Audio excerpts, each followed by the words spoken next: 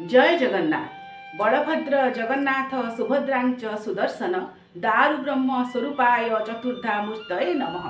महाप्रभु जितेबले आड़प मंडपरे अवस्थान करती, चतुर्धा मूर्ति जितेबले आड़प मंडपरे विजय हुअन्ति, तांकर चलती प्रतिमा रामकृष्ण एवं मदन मोहन सहित से आड़प दर्शन में कौन पुण्यफल मिले? यार अनेक पुण्यफल रही। शास्त्रीय प्रमाण जहाँ कहती गुंडीचा मंडप नाम जत्राहम जनपुरा अश्वमेध सहस्रस्य महावेदी तदा भवेत् तस्यां पुण्यम स्थानं पृथिव्यां नैव विद्यते। महाप्रभु स्वयं उद्घोषणा करिसेंति मम प्रीतिकर स्थानं गुंडीचा मंडपं अनन्य धरागते।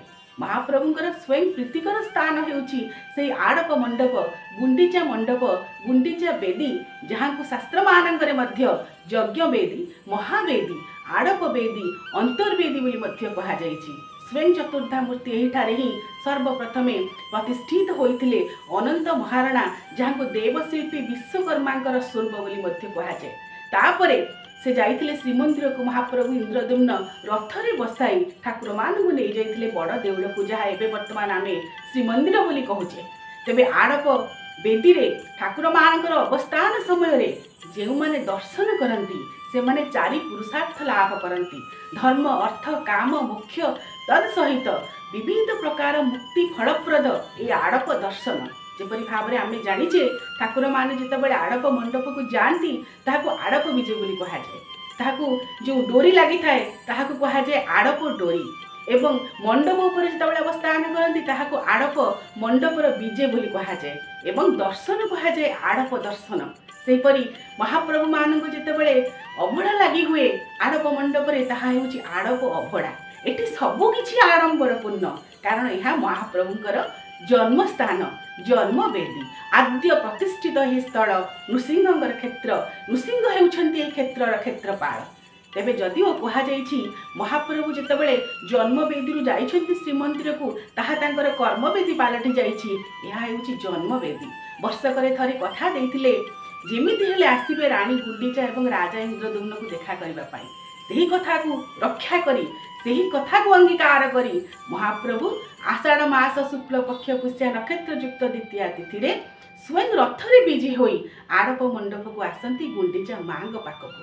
तेबे कहा जाइछि जे आषाढ़ शुक्ल पंचमी मघा नक्षत्र एवं महावेदी रे ठाकुर मानकर अवस्थान, ये हेउछि महावेदीर तीन पाद स्वरूप।